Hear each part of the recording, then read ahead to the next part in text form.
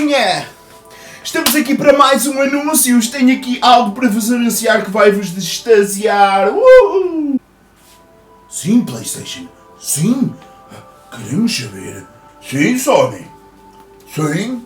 A gente quer saber. Oh, a gente quer saber. Oh. Sim, Sony. Assim. Ora bem, vai vir um novo State of Play, o melhor State of Play que vocês alguma vez viram. Acreditam em mim? Outra vez arroz. Mas a gente já não está farto de ver indies e coisas que não interessam a ninguém. Ai.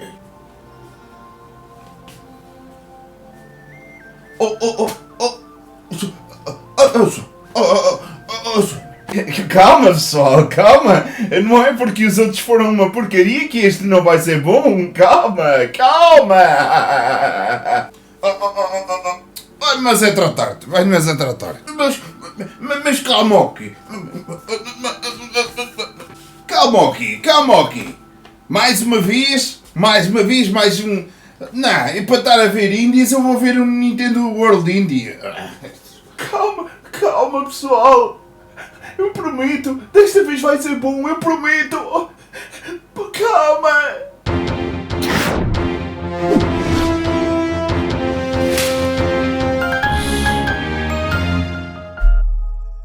Como é que é, maltinha de balé? Mais uma semana, mais notícias. Espero que vocês estejam bem e que a vossa semana e o vosso mês tenha passado ainda melhor este mês de maio.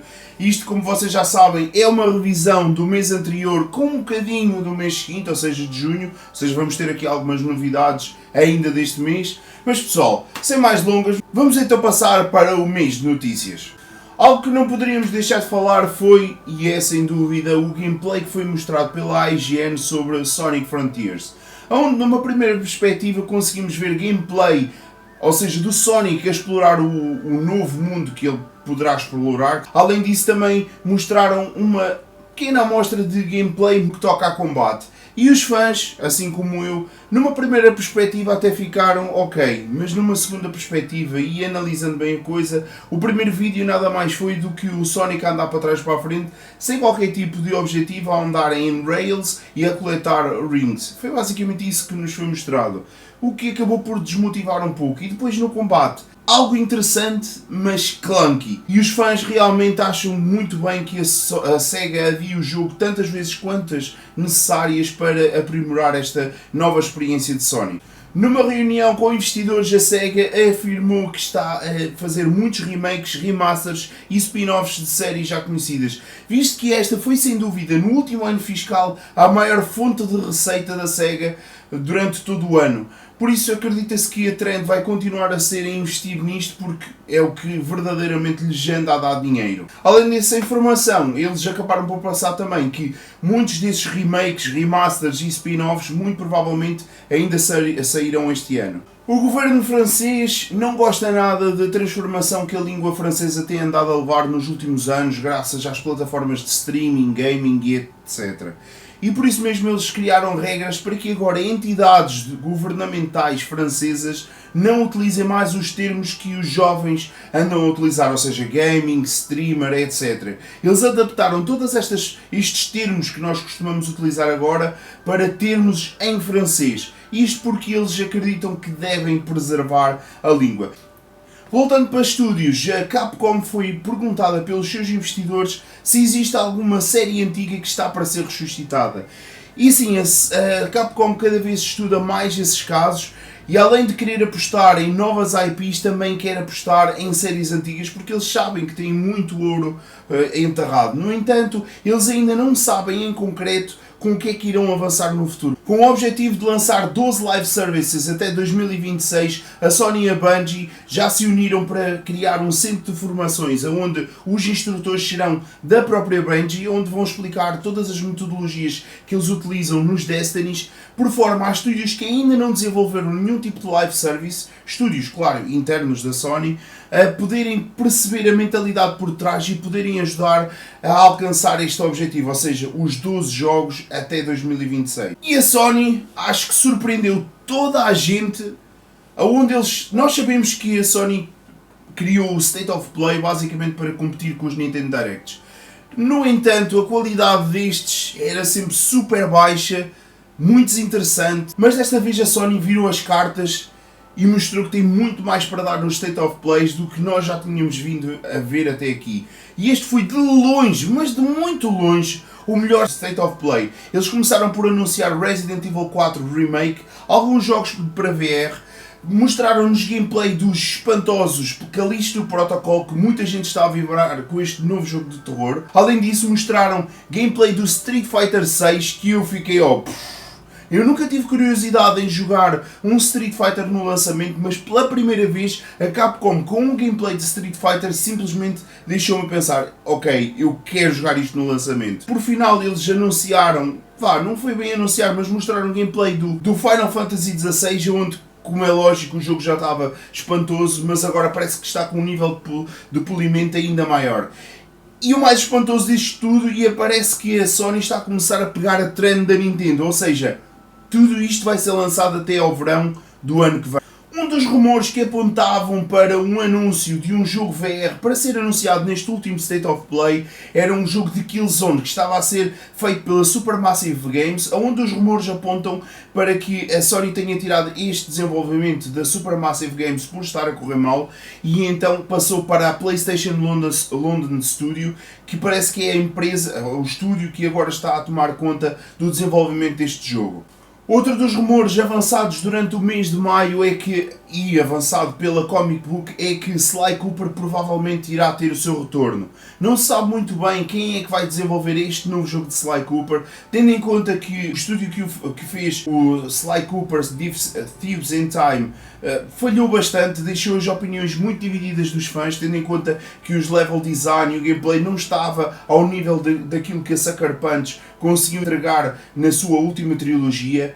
E por isso mesmo não se sabe muito bem que estúdio é que vai entregar este jogo. No entanto, a Comic Book afirma que um novo jogo está a ser desenvolvido e vai ser anunciado durante este ano. No mês passado falámos sobre novas tiers que vão aparecer ou que já apareceram no PlayStation Plus. Uma delas será para quem quer um serviço ao estilo de Game Pass. Além disso, eles anunciaram outra tier que vai se assemelhar bastante àquilo que nós vemos com o Nintendo Online, ou seja, com os jogos retro que o Nintendo Online oferece. E é nos jogos retro que mora agora uma certa discórdia, porque a Sony por algum motivo decidiu escolher as versões europeias de certos jogos, onde, como quem não sabe, as versões europeias corriam em apenas 50 FPS, ou seja, 50 Hz, enquanto que as versões japonesas e americanas corriam todas a 60 Hz, ou seja, 60 FPS. E os jogos, como é lógico, sentem-se muito mais clunky por estarem nessas versões. Uma das maiores curiosidades que apareceram durante o mês de maio foi o facto de que a Microsoft teve tudo para ter o último Spider-Man, que foi lançado através da PlayStation, feito pela Insomniac, mas infelizmente eles não aceitaram um deal que a Marvel lhes propôs. Ou seja, a Marvel andava à procura de conseguir sucessos como aqueles que a DC estava a conseguir no mundo dos videojogos. Estamos a falar, por exemplo, Injustice ou então os jogos do Arkham Knight. E eles não tinham muito bem a certeza quem é que iriam abordar. Eles pensaram tanto na Nintendo como a Sony ou como a Microsoft. A Nintendo foi rapidamente descartada por não ter os mesmos AAA que eram desenvolvidos tanto pela Microsoft quanto pela PlayStation.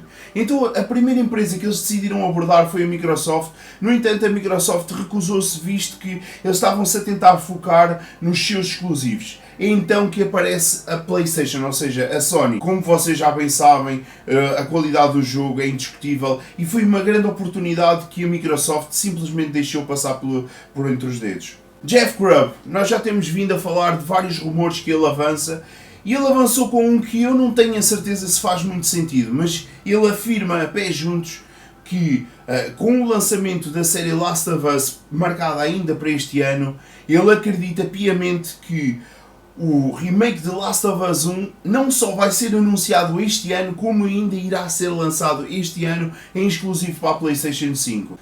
Apesar da escassez de PS5 nas lojas, a Sony conseguiu alcançar recentemente, durante o mês de maio, a marca de 20 milhões de consolas já vendidas ao público em geral. É uma marca simplesmente fantástica e a este ritmo eles prometem que vão ter ainda mais estoque durante este próximo ano fiscal e acreditam que vão suprir toda a demanda de PS5 que vai surgir durante o ano. Tem-se vindo a falar sobre um streaming stick que está a ser desenvolvido pela Microsoft para ajudar as pessoas a que não querem gastar tanto dinheiro com a Xbox Series X e a Xbox Series X a comprarem algo que seja ainda mais barato e que permita às pessoas jogarem os seus jogos pela cloud. Mas a Microsoft, tendo em conta que os rumores já são mais que muitos, eles já decidiram que ok, o projeto é Keystone e ele não está preparado para vir para o mercado. Isto porque eles, em testes sobre uma primeira versão, aquilo deu um fail gigantesco, e então eles decidiram voltar para o forno e tentarem cozinhar algo mais preparado para o público. Provavelmente o maior marco da Microsoft nesta geração, até ver, foi o facto de eles conseguirem vender o dobro de consolas no Japão numa semana. Ou seja, estamos a falar que tanto a Xbox Series S como a Series X conseguiram vender em conjunto mais do dobro daquilo que a PlayStation Digital e a PlayStation 5 normal conseguiram vender juntas. Sendo que a Xbox Series X foi basicamente a consola que impulsionou isto e não a Series X.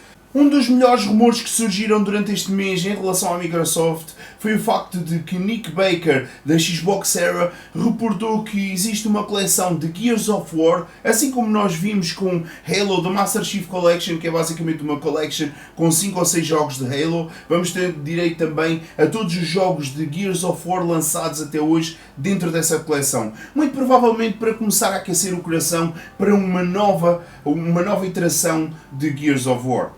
E para mim, talvez a maior notícia deste mês foi uma patente que a Microsoft licenciou, mas que ninguém sabe se vai se tornar realmente verdade ou não.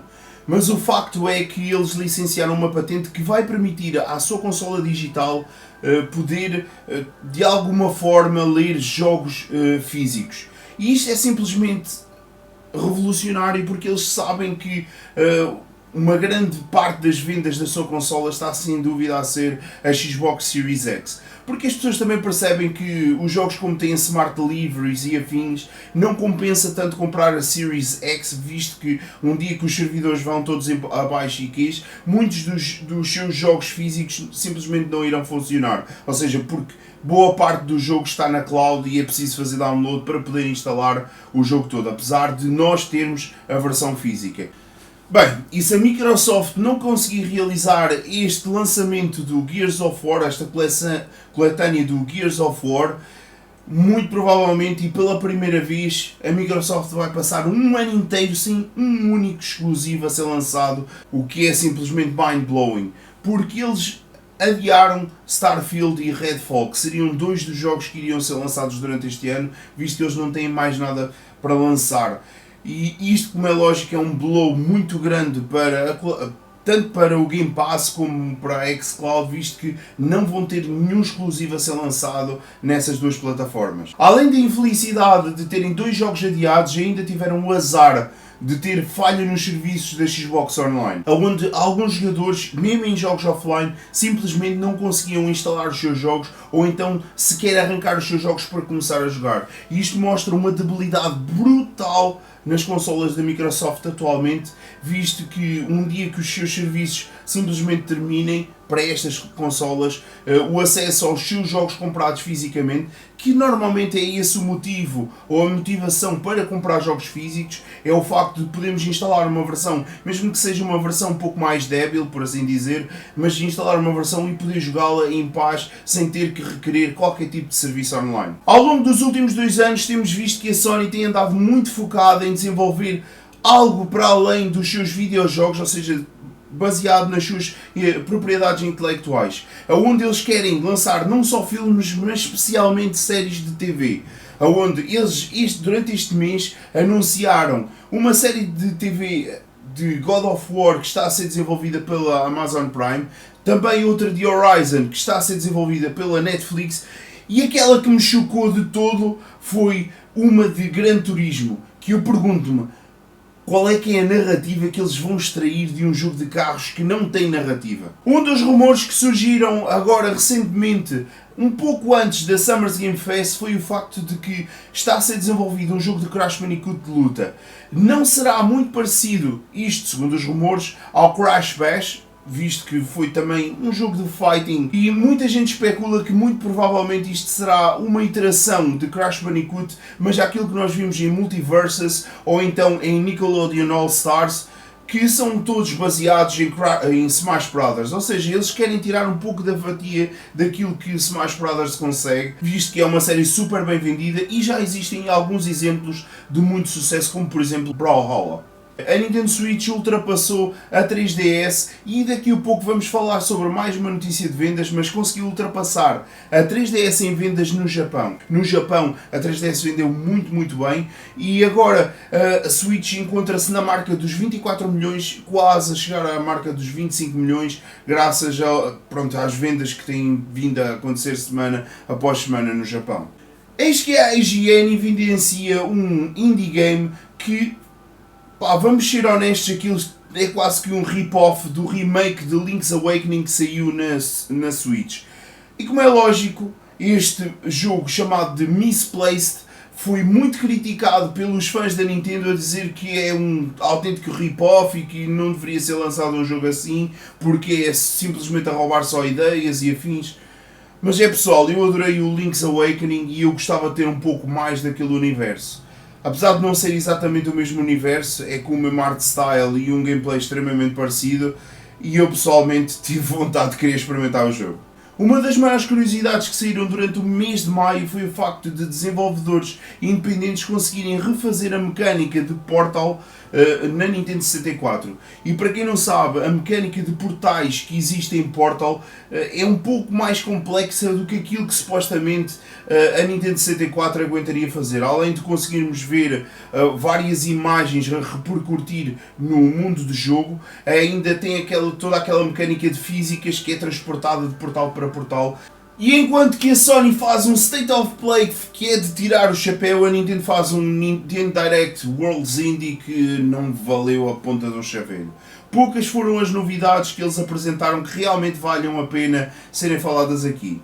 Por exemplo, um deles foi o Totally Accurate Simulator, que é basicamente um simulador de guerras, onde vocês escolhem um tipo de soldado, propagam-no no mapa e fazem com que ele vá lutar contra outros tipos de batalhão. E outro dos jogos que surpreendeu de alguma forma foi Another Treasure Crab, que é basicamente um Souls-like, onde nós vamos controlar um lagostim a derrotar uma série de inimigos e a completar alguns objetivos ao estilo Souls-like. Como eu tinha prometido anteriormente, a Nintendo anunciou as suas vendas trimestrais, ou seja, eles falaram sobre todo o ano fiscal anterior, além de as suas vendas trimestrais, e revelaram que a Switch já ultrapassou os 107 milhões de unidades vendidas ao redor do mundo. Além disso, eles também revelaram que Metroid Dread finalmente conseguiu quebrar a barreira que foi estabelecida por Metroid Prime 1. Ou seja, eles agora estão com 2.95 milhões de unidades vendidas. Assim como a Netflix, parece que a plataforma TikTok quer expandir o seu mundo de videojogos. Estamos a falar que eles têm andado a lançar alguns mini-jogos, como por exemplo uma versão de Flappy Bird, onde nós controlamos a personagem não com o toque na tela, mas sim a controlar com a câmera, a andar para cima e para baixo. E eles querem usar mais destas ideias para expandirem o seu gaming na sua plataforma, para, claro, fazer com que os criadores de conteúdo tenham mais formas de criar conteúdo e, além disso, criar alguns momentos de diversão dentro da própria plataforma. Uma das trends que começou a aparecer no mês passado, em maio, foi o facto de que alguns estúdios estão a começar a abandonar as suas versões de jogos que estão a desenvolver agora, mas a abandonar versões de geração passada. Estamos a falar de PS4 e Xbox One. Isto muito provavelmente por causa das vendas das consolas da atual geração estão a ganhar algum vapor, ou seja, estão a conseguir ter um número valorizável de consolas no mercado, e eles sabem que quando lançarem os seus jogos ainda vão haver mais consolas no mercado onde vão criar mais oportunidades de vendas, e isto acaba por equilibrar também a qualidade do jogo que eles vão entregar, visto que só têm que se focar nas consolas de nova geração, e além disso eles sabem que ainda assim conseguirão irão ter um número decente de vendas. Alguns dos jogos onde isto apareceu foi basicamente Shanty, Arkham Knights, Test Drive, entre outros. Itagaki, criador de Ninja Gaiden e também Dead or Alive, que desistiu durante algum tempo de desenvolver jogos depois daquele mega falhanço que foi o Devil's Third, lançado inicialmente como exclusivo da Wii U e depois relançado uma versão free-to-play do seu modo online no PC. Eis que ele decide voltar à ribalta, anunciou no seu Twitter que tem algumas contas onde as pessoas podem acompanhar o seu desenvolvimento de um novo jogo. Esperemos é que desta vez ele utilize a tecnologia certa para não ter que andar sempre a saltar de motor em motor de jogo e que o design do jogo esteja no ponto certo. Provavelmente o meu jogo favorito de 2019, não.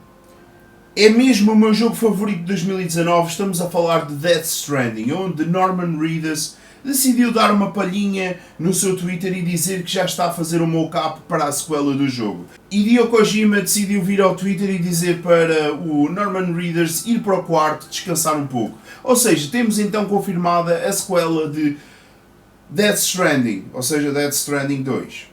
E o estúdio de Genshin Impact, depois de tanto sucesso que teve com este jogo, que é uma versão mais online de Zelda Breath of the Wild, com muito mais componentes, decidiram anunciar um novo jogo futurista chamado Zenless Zone Zero, que muito provavelmente será algo àquilo que nós vimos ao estilo de Genshin Impact, mas com esta temática mais futurista. Na notícia mais estranha, mais mirabolante deste mês, foi o facto da 2K dizer aos seus investidores que estão a investir num novo jogo da WWE, mas que será um jogo de wrestling RPG. Pá, não sei muito bem o que quer dizer em relação a isto. Desde que o jogo tenha qualidade, muito provavelmente até me poderá cativar, tendo em conta que é um RPG. E terminamos mais uma revisão de mais um mês de maio. Peço desculpa por este atraso, mas vocês já sabem que fazer as revisões dos meses é uma trabalheira do caraças. Se vocês pudessem ver o script que eu sou obrigado a fazer todos os meses para ter aqui uma coisa super completa para poder vos entregar, vocês veriam que não é fácil de gerir a coisa. Mas como é lógico, eu tenho todo o gosto em fazer isto e por isso, pessoal, se têm alguma crítica ou algo a dizer, por favor comentem aqui no nosso vídeo e até para o mês que vem e até para a semana que vem. Vá, pessoal!